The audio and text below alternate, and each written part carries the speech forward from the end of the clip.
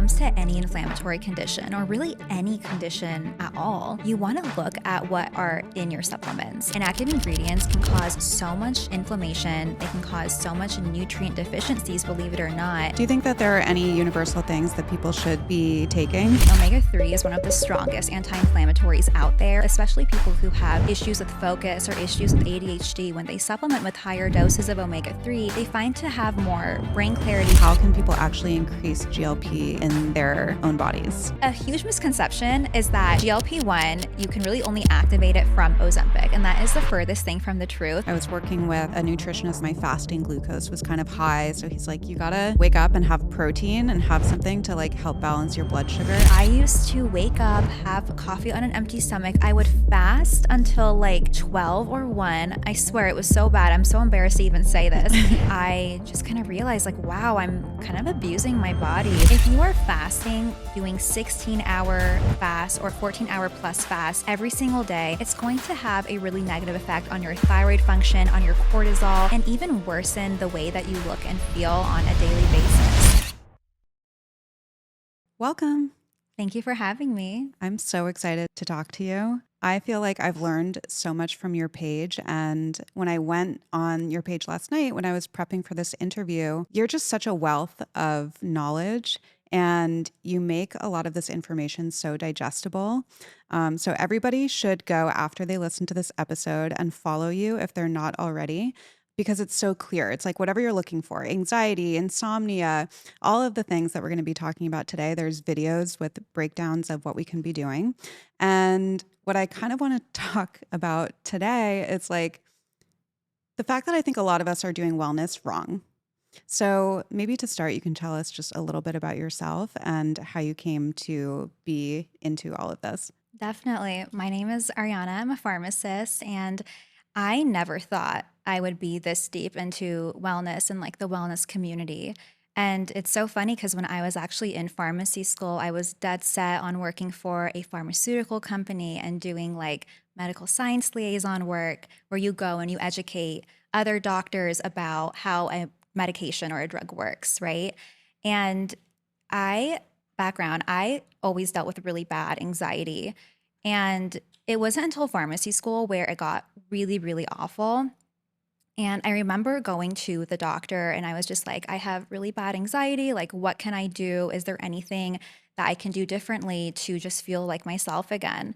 And I love doctors in general, but this doctor in particular just was very dismissing of my concerns. And she was like, well, you can take Lexapro, and if you take an SSRI, you're going to probably feel better and you're going to be able to like handle school better and handle life better. But I personally just it didn't sit well with me. You know, when you have a gut, kind of like a gut feeling or an intuition that there's something missing. And so I was doing a lot of research on different supplements and foods and like ways to just feel better naturally before I try the medication route. And that's what really just sparked my love for supplements and natural herbal remedies and functional nutrition, and educating people on how you can use those things in conjunction with medication, or you can use it first before trying medication. And so I started posting about just that and how you can supplement safely and what are the different benefits of supplements. And I think my page got a lot of attention just because I was able to break it down in a really user-friendly way. And a lot of other websites and accounts just like weren't doing that at the time. Mm-hmm. Yeah, I mean, supplements is such a big market. Mm-hmm. There's so many out there, and I think it's so hard for like the layman to navigate because they all help with so many different things. So I know for myself, sometimes I'll listen to a podcast where somebody's talking about supplements and I'm like, well, I just need to take everything. Yeah. So it's hard to know where to start. But something that I really appreciate you is that you're not dogmatic about it. Like you're saying, like you share how you can either use only supplements or how you can use supplements in conjunction with other modalities, whether that is medication or, you know, whatever anybody chooses. But I think that it's such a kind of tricky area because people do tend to be really dogmatic about it. A lot of Western medicine people, doctors, which I also like revere doctors. My dad's a doctor. I always say that, like nothing against Western medicine, but a lot of them say like supplements don't work. and it's expensive urine, things like that. You know, you Yeah. hear these You kind of pee it all out. cliches. Yeah. But at the end of the day, there isn't the money behind supplements for studies, right? That there is behind Exactly. big pharma. So you're just never going to get those double blind placebo studies where then doctors can be like, look, this is the evidence. Totally. And I talk about that all the time because Yeah. people always say, how can you be so passionate about supplements? And how can you say it's made such a huge difference in your life when there aren't a lot of clinical studies to back these things up? But a lot of the clinical studies that are done on different medications, they are funded by other organizations or pharmaceutical companies that have the money to back it up because when they are researching these medications, their whole goal with it is to produce a pharmaceutical that they can then have doctors prescribe for other people to use. And they're going to get their money back on that. But they can't, make a saffron supplement prescription only, or they can't make L-theanine prescription only, right? And so there isn't really a lot of motivation to do these types of studies. There are some studies done, some really great studies on rhodiola, which is an adaptogen I absolutely love, saffron for depression, for anxiety. So there are some studies out there, but you're not going to find the same amount compared to pharmaceutical medications because the motivation to make money just isn't there. Yeah. And I think that that's something that people need to remember and consider. It's like, of course, it's not in big pharma or like Western medicine. Like, it's not in their best interest for people to be Yeah. taking supplements at the end of the day. Some of them, maybe like, I know that, vitamin D is a popular thing because a lot of people are deficient in vitamin D, magnesium, things like that. But when you get into the more niche ones, there tends to just be this attitude that like, no, they don't work. And I personally have benefited from them so much. And I think sometimes like anecdotal evidence is evidence, like there are a lot of things that I've experienced in my life where there's no studies to support what happened, but it's like, well, it happened to me. And I think a lot of people can relate to that. Yeah, totally. And I think it's just important to remember that you can use supplements and you can experiment with supplements, but there are different things that you want to like look out for when it comes to using supplements. So, how can you supplement safely? Number one, you shouldn't be using supplements that can interact negatively with your medications. So, one of the best examples for this is St. John's wort. St. John's wort is a supplement that I typically never recommend anyone to use because it's a CYP3A4 inducer. So, what that means is CYP3A4 is a liver enzyme and it helps metabolize almost 50% of all medications, all prescription medications out there, even more probably. And so when you're using St. John's wort, it induces the metabolism of other medications. So, say you're taking oral hormonal birth control, that can actually induce the metabolism of it. So, it renders it ineffective in your system. And that can cause really negative effects. It can cause unwanted pregnancy or even blood pressure medications. If you take St. John's wort with a blood pressure medication, your blood pressure medication won't work as well. And so that can lead to really negative consequences. So just because something is natural, it doesn't necessarily mean it's 100% safe to use. You should always do your research. But once you've done your research on it and you think that this is something that you do need to use, then I am a huge proponent of using supplements when necessary. Hmm. Do you think that there are any universal things that people should be taking? Oh my gosh. Yes. I was actually just speaking about this earlier, but I am a huge fan of omega-3. Omega-3 is one of the strongest anti inflammatories out there alongside with black seed oil. But omega-3 is really great for your heart. It reduces inflammation in your brain and your body. And so when people, especially people who have issues with focus or issues with ADHD, when they supplement with higher doses of omega-3, they find to have more brain clarity, more ability to function because of its strong anti-inflammatory nature. So that's one. The second one that I love, of course, is magnesium glycinate. And I think in the wellness community, that has been such a huge topic and trend, especially in the last 2 years. Magnesium is your relaxation mineral. Over 50% of the US population is deficient in magnesium, and that can lead to issues like depression, anxiety, fatigue, insomnia. So sometimes you'll be feeling really awful and you don't know why until you start supplementing with magnesium. And then I think that the third one would definitely be a B complex.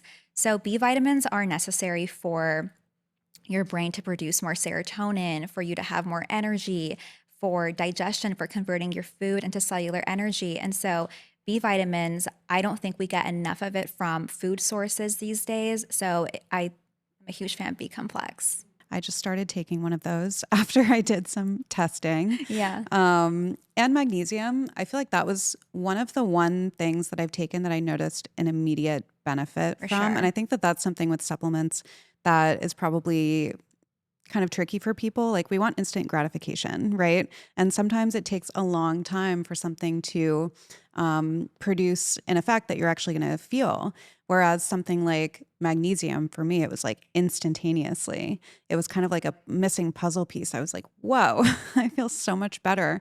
Oh, L-theanine too. Oh, I I mean, love if I take L-theanine. like, I don't know how many, maybe 300 milligrams, like 2 capsules of Mm, L-theanine, instant you're locked in. calming. Yeah, Yeah. locked in. So, how do you recommend people go about like deciding where to start? So, you have these supplements that you recommend Mhm. everybody can benefit from. But do you think that people should get like specific testing and look for deficiencies to figure out like really how to Totally. get niche with Yeah. them? Or are there kind of places that we can all start? I think that everyone can start with using the omega-3 and using magnesium because chances are you will really benefit from it. The only scenario where you can't use an omega-3 is if you're on blood thinners, just because it can thin out your blood more if you're on something like warfarin. But for the average individual, it's completely fine. And then that's like a good base. So I kind of think about it like a pyramid. So you have your base, and then you have the supplements that you take due to deficiencies. So you want to get a full blood panel at least like once a year. So you can go to a functional doctor to do this. You can do micronutrient testing even as a really great place to start. And so then you want to address your deficiencies. And then at the very top of the pyramid are supplements that just help you feel better. So this can be supplements for focus if you want to perform a little bit better, supplements for anxiety. If you just want to calm down your nerves, then you would take something like rhodiola or L-theanine, like you said, Is right? rhodiola like instantly also? Rhodiola is an energizing adaptogen. So Ooh. adaptogens, they help your body adapt to stress better.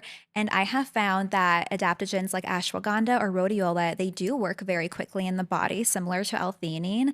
Ashwagandha is a sedating adaptogen, so I recommend that at nighttime just to kind of chill and get some good sleep.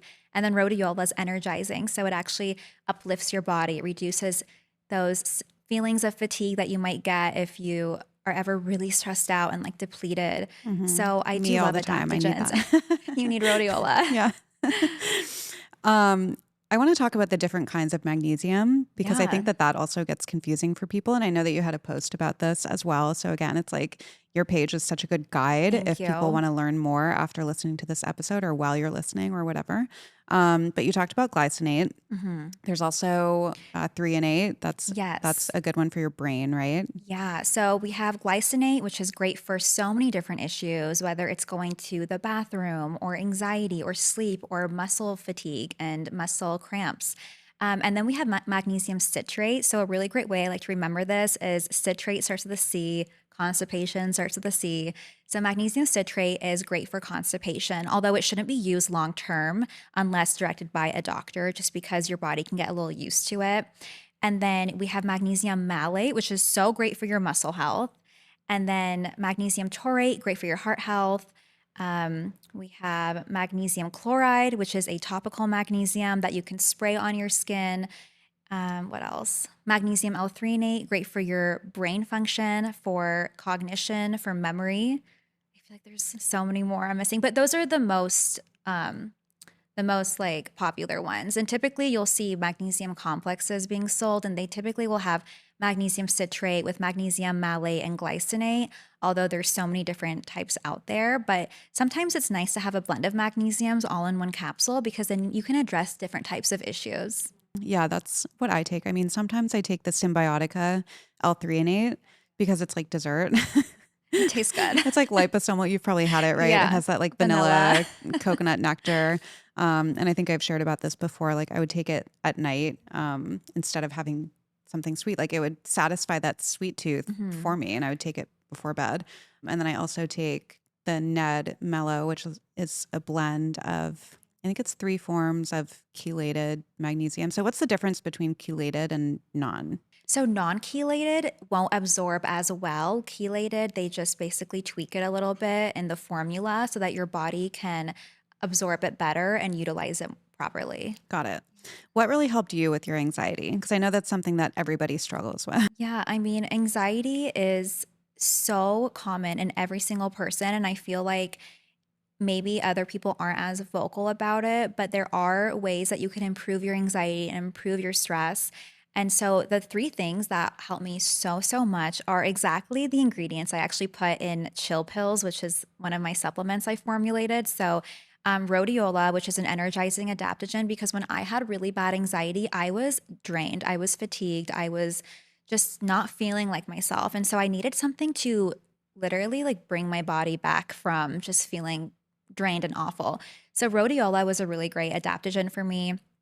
L-theanine, like you said, because it really calmed down racing thoughts I had.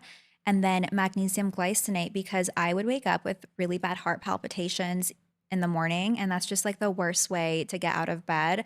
So magnesium glycinate should typically be used at nighttime, but I would use actually half of a dose of magnesium during the day to just kind of regulate my heartbeat. So those really help me. Yeah. I think that everybody experiences anxiety Mhm. differently. So I'm always curious, like, what did anxiety feel like for you? Because I know what it feels like for me. Yeah. Um, but it's kind of this blanket term, and like everybody has different symptoms, although I'm sure that they kind of align in some Yeah. areas. Yeah, I think that anxiety for me really manifested as just feeling fatigued, racing heartbeat. I had a lot of physical manifestations of anxiety and just constant negative thoughts to the point where I was hesitant to take action throughout the day. And I think that's when I knew I really needed to reach out and get help, is when I found my anxiety preventing me from functioning as I usually would be, or kind of interfering with my daily tasks. So it was a lot of ruminating thoughts, a lot of just feeling drained, a lot of heart palpitations that I couldn't really seem to shake off. And it just kind of like prevented me from being me, you know? Yeah. Yeah, I relate to that.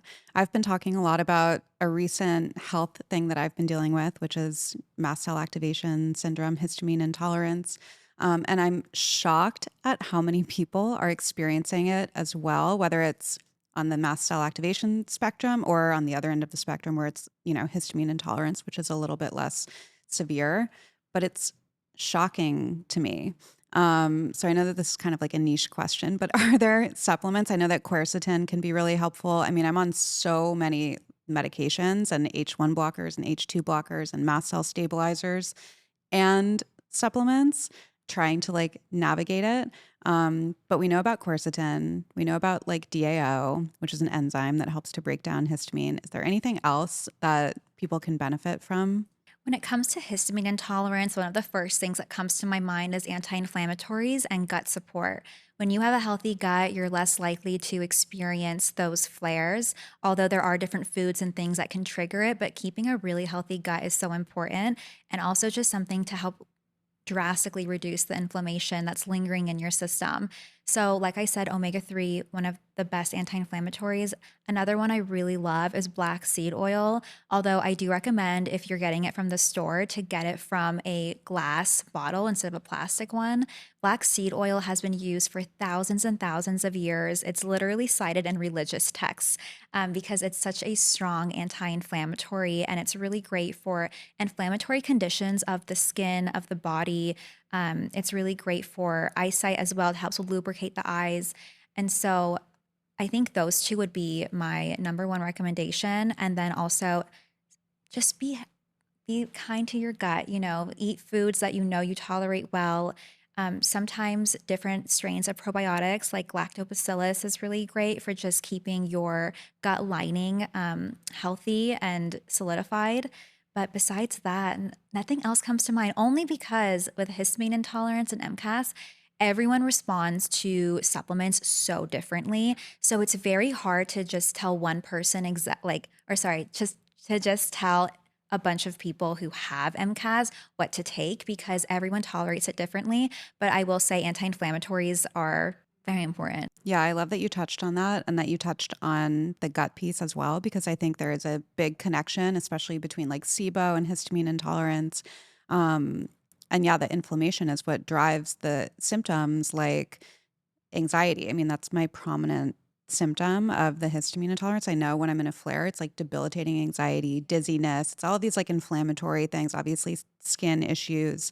Um, but to your point, and I'm also hesitant to like talk about what are the exact things that I'm taking because everybody reacts differently. And like there are supplements that are supposed to be really helpful that I've taken that I've reacted to, and even like the capsules and things like that. So it's definitely something that people should do with the help of a professional, whether it's a doctor or a dietitian who can help with the diet and guidance with supplementation, all of that.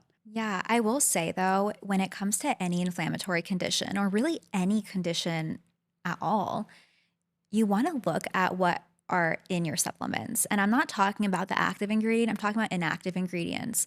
Inactive ingredients can cause so much inflammation, it can cause so much nutrient deficiencies, believe it or not, because of the way that they act in the body. So you're taking supplements every day, right? Maybe sometimes for 2 to 3 years straight.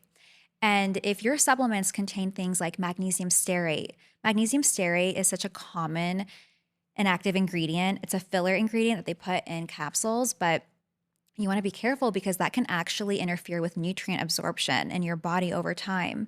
Or even titanium dioxide, that is a whitener that they usually put in. It causes high levels of inflammation in the body. Or silicone dioxide, which I believe the FDA has come out and said that it is completely safe to use long term, but I would have to disagree with that. There's no reason for you to be voluntarily putting silicone dioxide in your body. And what's unfortunate is so many popular supplement brands, they do contain these inactive ingredients when they don't have to because they're filler ingredients. They're just filling in empty space in the capsules.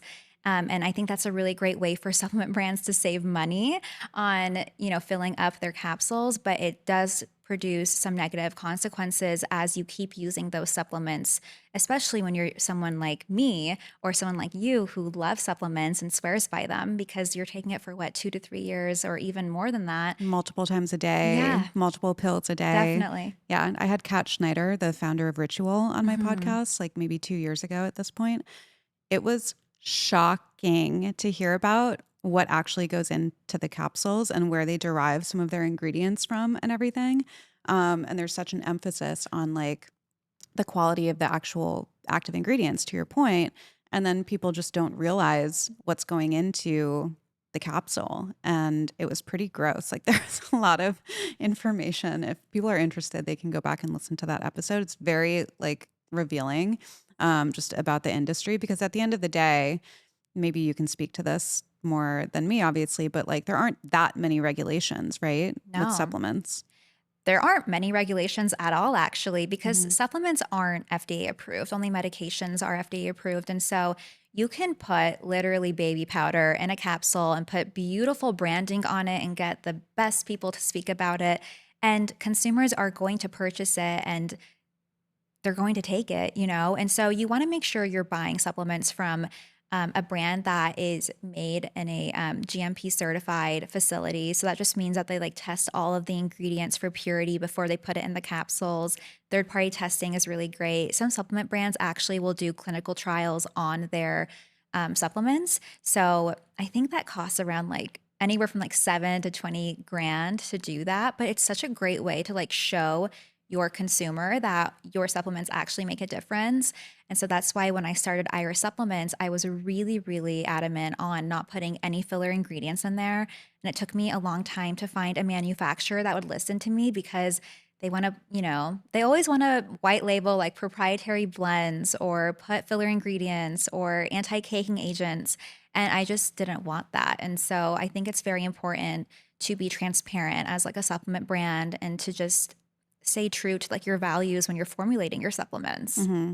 And there's also USP verification, right? Yes. And There's that's basically saying that like what you say is in the supplement is actually in the supplement. yes, exactly. So there's different ways you can go about verifying what's in your supplement, but I really do encourage consumers to look for third-party testing, look for GMP verification, and ask questions. You can ask your supplement brands, your favorite supplement brands, questions about testing and like and purity because you're putting that in your body. Okay. Another thing that's very trendy right now, there's two that I was thinking of. So the first one, obviously, are GLP-1 Yes. medications. And now there are a lot of supplements that are, you know, saying that they're akin to GLP-1s. And I know that like berberine was having a moment. Is anything comparable? And how can people actually increase GLP in their own bodies? So, no supplement is going to be comparable to Ozempic or any GLP-1 medication. Berberine does work very similar to metformin. So, berberine, it does really help with your insulin sensitivity. It reduces cravings, and it doesn't give you those side effects like metformin does when it comes to your GI side effects. Of course, it's not on the same scale as metformin. No supplement will ever be comparable to a medication, right? But it works very, very similar. Not so much Ozempic, but it is very similar to metformin. I love the Fleur berberine because it contains like berberine, green tea, cinnamon, a bunch of ingredients that really help stabilize your blood sugar. When it comes to all of these supplement brands saying they're like the next Ozempic, I think it's a brilliant marketing tactic. And I think that they do sometimes put ingredients in there that helps with insulin sensitivity and maybe decreasing cravings, but it's just not the same at all. And some brands don't even have testing. So it's like, what are you really putting in those capsules? But a huge misconception is that GLP-1, you can really only activate it from Ozempic. And that is the furthest thing from the truth. Our L cells in our gut actually produces GLP-1 and it produces GLP-1 more, it secretes it more in response to certain foods and certain stimuli. One of them being acetic acid. So any type of food that is tangy, has like vinegar in it, like pickle juice. I'm sure you saw a post I made on that. Pickle juice is a really great way to stimulate GLP-1. Apple cider vinegar in a different mechanism, but that's also a really great way. And even a high protein meal. GLP is secreted in your gut in response to protein. And so I really encourage people start your day off with a high protein meal because that's going to help you feel fuller longer and it's going to prevent you from those carb heavy cravings. And that's exactly what Ozempic does. People, they see so much success from Ozempic because it prevents them from eating, prevents them from snacking, and they feel fuller longer and they get thin faster. And so, a really great way to just keep your body in check and your cravings in check is to double up on your protein intake throughout the day. And also, probiotics is really great just because your GLP-1 is secreted from the cells in your gut. So, you want to maintain a healthy gut microbiome. Okay, let's talk about our mornings because our mornings are really important, right? And I think so many of us wake up, we go down, we drink the coffee or the matcha on an empty stomach first thing, and then we're, eating or whatever. Like a lot of us struggle with our morning routine. So, what is the ideal morning? Oh my gosh. Well, I feel like I've perfected the ideal morning You have. You routine. posted your time-stamped morning I routine the just other day, and I did. was like, Yeah. wow, that's good. Thank you. Yeah. That means a lot, your approval. But so I really encourage people first thing, no matter what, before you drink coffee, please eat something because I know that coffee on an empty stomach is oddly satisfying. It's Hmm. just really fun to just drink that Just first really thing in the hits the morning. It bloodstream. really does. But coffee first thing in the morning, it really spikes your cortisol. And you actually have higher cortisol levels when you first wake up because it helps you wake up. It helps you basically just be awake, be less sleepy, but you don't want to increase that even further with caffeine. So when you wake up, do what you need to do, but at least have a small snack before you have your coffee. Like, for example, in my morning routine video that I posted, I had a tiny piece of banana because I'm not super hungry first thing in the morning, but I just know I need to get something in my system for me to work out, move my body. So I do, that's like my number one thing. Have something, even if it's something small, before you drink your coffee, just because you want to prevent that huge cortisol spike. I am a huge fan of lymphatic drainage first thing in the morning as well. So when I first wake up, I always ice my face to reduce any puffiness to really wake me up. And a really cool hack I like to do is to put ice on the back of my neck because that actually activates your vagus nerve and it really helps calm you down, just kind of sets the mood for the day. And then I go ahead and do gua sha. So it doesn't have to be like this elaborate gua sha routine, but For me, it's only like 5, 8 minutes long. And it just really feels so good to move that excess stagnant fluid down and just kind of drain it out. I really encourage individuals to do at least 5 minutes of fresh air exposure and sunlight exposure if available, but definitely fresh air exposure because that increases serotonin in your brain. It puts you in a better mood in the morning and it really helps wake you up. So I think that would be like my top four is icing, gua sha, eat something, Mm-hmm. something before coffee, Mm-hmm. and then morning sunlight and fresh air exposure. Mm-hmm. Yeah, the difference that I felt having something to eat before my matcha, night and day. I was working with a nutritionist that I've worked with off and on for years. He's more of like a functional practitioner. Like we'll do blood work once a year and kind of look at where I can, change things. And like my fasting glucose was kind of high. So he's like, you gotta wake up and have protein and have something to like help balance your blood sugar and then wait and then have your matcha and that made a huge difference for me. But it's hard because I don't want to eat protein right when I wake up. I'm like most of us, I think, where we're just kind of conditioned to like want that caffeine hit right away. But if you can wait it out, it's kind of uncomfortable in the beginning.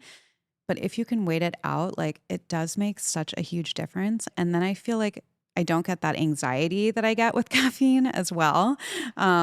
Because when I do it on an empty stomach, I'm like, yeah, I love the matcha, I love the caffeine, but it's like anxious kind of alertness. Whereas like if I wait, I do the breakfast, get some sunlight, do my meditation, even things like that, and then have the matcha, it's like the restful alertness, like that kind of feeling that you really want from it. But it's hard.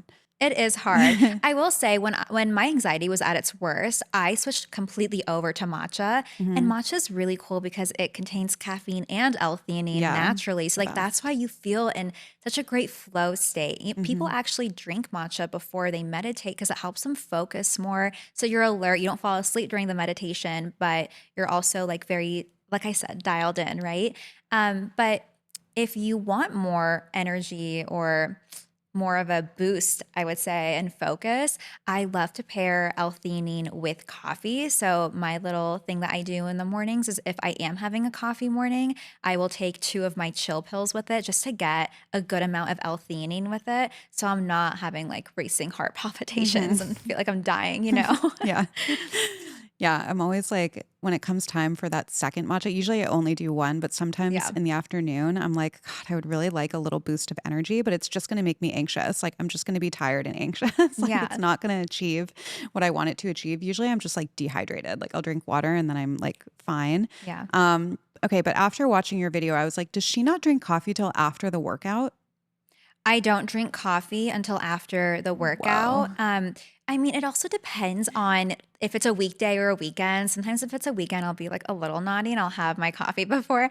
But for me, it's like I just can't eat a big meal first thing in the morning. I'm not hungry. It doesn't feel good for me. So I'll have like a tiny piece of toast with cottage cheese, or I'll have like half a banana. I'll go do my workout. And then when I come back after I have breakfast, I will drink my coffee. And I used to not always be this way. I used to wake up, have coffee on an empty stomach. I would fast until like 12 or 1. I swear it was so bad. I'm so embarrassed to even say this. And then I would finally have my first meal of the day.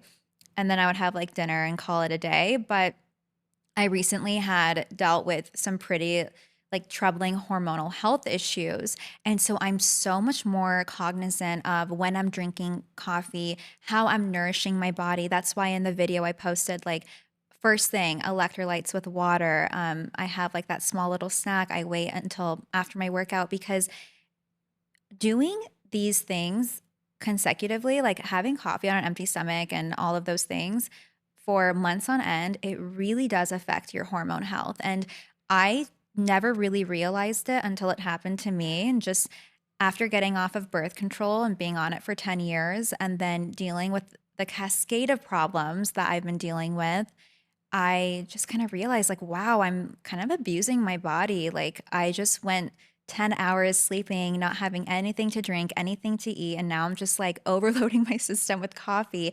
And that takes a toll on your thyroid health, on your estrogen, on everything. And so I really look at my morning routines as like, how can I nourish myself and then set myself up for success long term?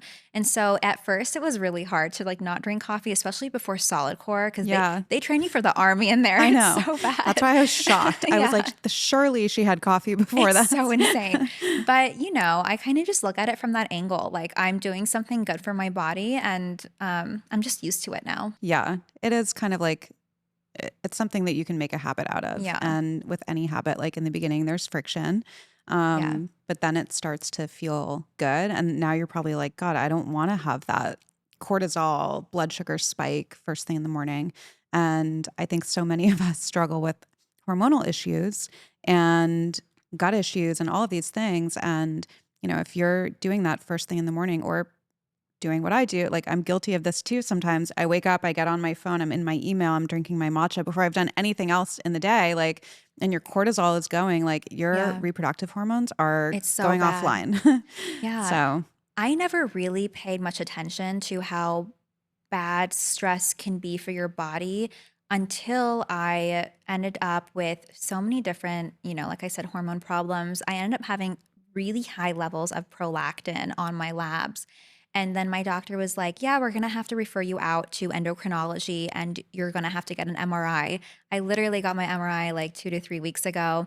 And that was so scary because, sometimes like doctors can kind of like scare you a little bit more than you need to get scared. So the doctor was just, saying you need to get an MRI and like you might have a benign tumor just like secreting more prolactin. In very rare cases it's malignant and that scared me so bad to the point where I completely changed how I live my life. And luckily my MRI didn't have anything awful on it, but it just kind of like shocks your system to the point where you just change how you live and you're happy to nourish your body. And there's certain things that I would kind of like, kind of tear myself up about regarding my body or, how I'm functioning or how much work I'm getting done. And I would like track everything, like my steps, my sleep. And from this whole journey, I've kind of realized the best way to take care of yourself is to just take it easy on yourself and like lower stress as much as possible and like celebrate your body more than punishing it. yeah. Yeah. And I think that a lot of us do the opposite. It's like this rigid kind of approach to wellness and health, and it's really having the opposite effect to your point. And I think that a lot of issues that we deal with today, whether it's gut issues, whether it's these issues that stem from stress or hormonal issues, we lifestyle our way into them, you know, oftentimes with good intentions too, which is like difficult, but then you can lifestyle your way out of them. And that's something that I learned also the hard way years ago when I was like doing BBG, which is high intensity plyometric workouts. I was doing it like 6, 7 days a week. I was counting macros, like not eating enough calories. I was waking up and going right into that after having my coffee or matcha, not eating, same as you, like till 11 o'clock in the morning. And I ran myself into the ground. And I had to learn how to slow down and like have a much softer approach. But usually, like the desire to change comes from desperation. So it's not necessarily a bad thing. Like I always say, like rock bottom is a good place to start because then you're willing to make changes, especially when they're uncomfortable changes. Like a lot of this stuff is uncomfortable, especially in the beginning. And that's why I think people are resistant to doing it. Like it's much easier to wake up and just get on your phone and just go down half asleep and have the coffee or the matcha to wake you up, and then you're back in your email, and then and you're off to the races. Like I get it. Um but it's so important to like be able to check in and slow down and do these things because it really makes such a huge difference. Yeah, and I will say I looked more inflamed and bloated and worse when I was doing high intensity workouts and high intensity cardio like every day of the week. I looked worse when I've actually been doing less. Like I do Pilates maybe like 3 times a week. I do a lot of walking.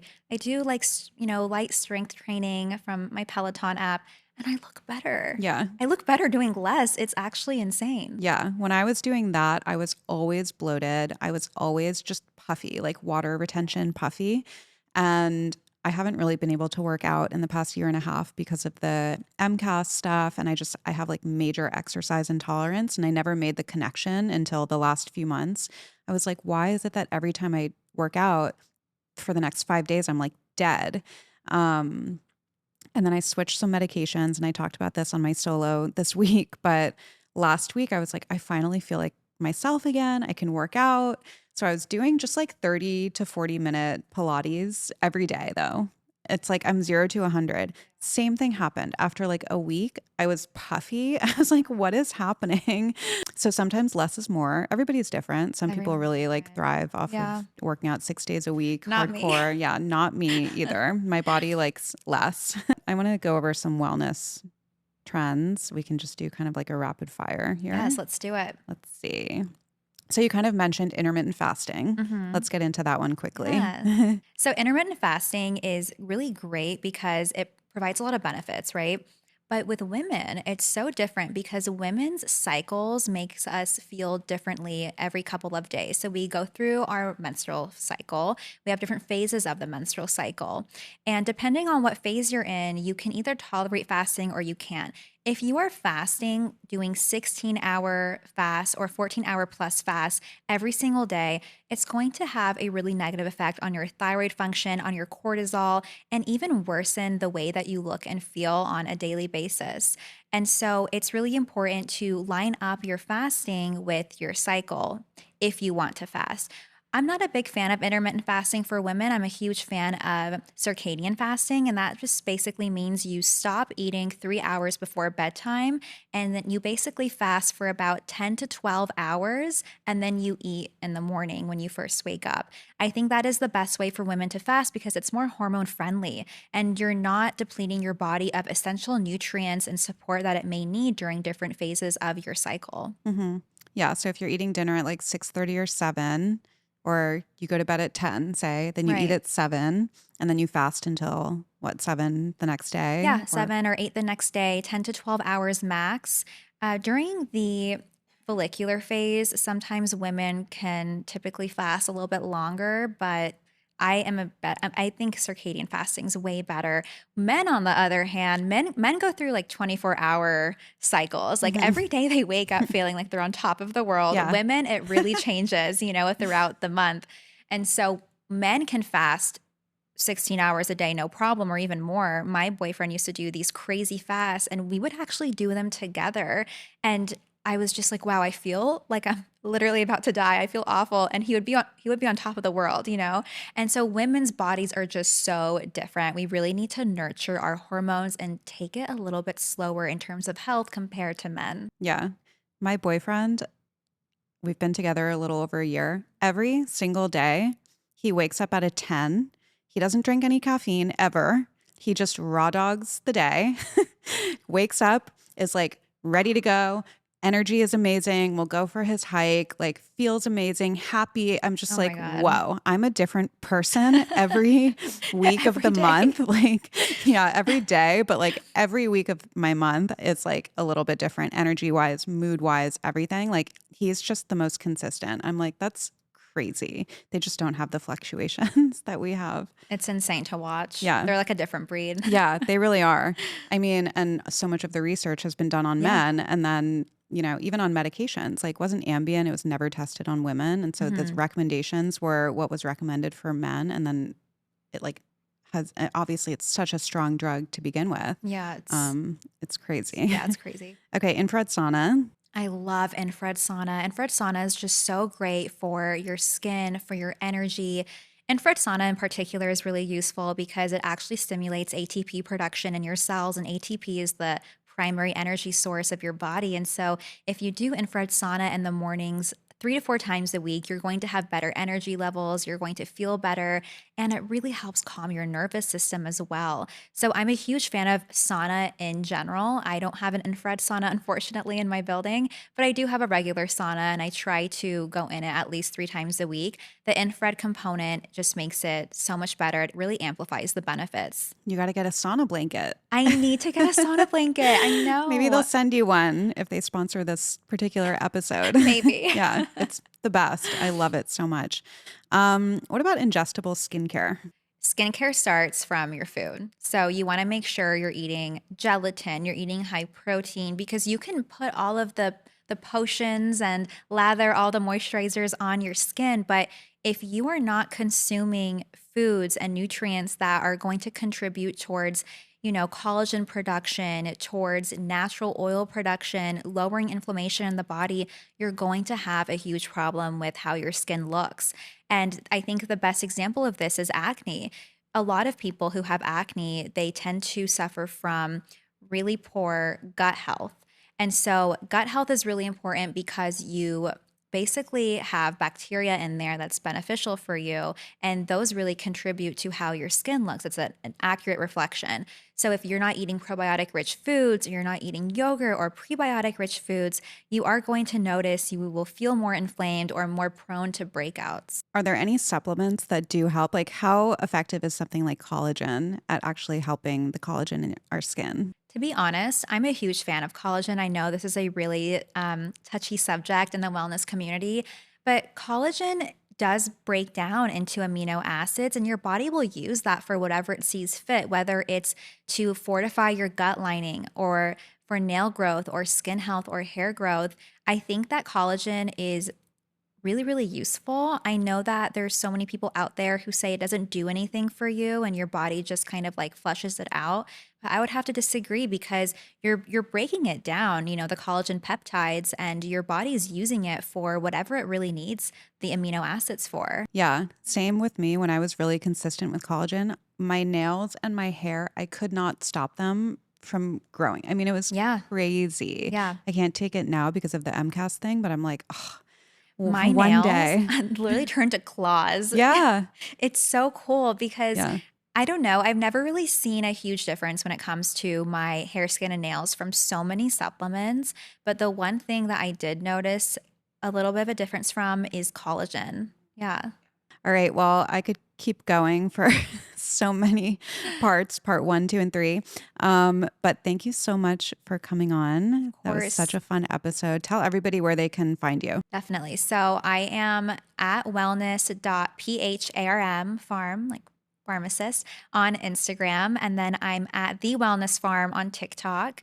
And my supplement brand is Iris Supplements. So you can find us on Instagram at Iris Supplements. And you have a podcast? Yes, my podcast is The Wellness Farm on Spotify and Apple Podcasts. Amazing. Thank you. Thank you.